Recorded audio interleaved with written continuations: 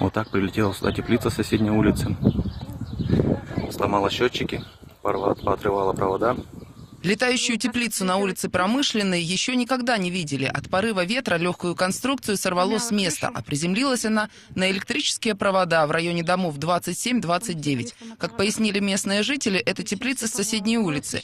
Под ней даже фундамент стоял, но, судя по всему, конструкция была хлипкой, потому что это единственная теплица в округе, что поднялась в воздух. Пролетая над домами, помяла крышу, пробороздила по цветникам. Детей, что гоняли здесь в этот момент, не задело, говорят очевидцы. В итоге улица оказалась обесточенной. Теплицу энергетики сняли только вечером. Тогда и выяснилось, что у людей погорела бытовая техника.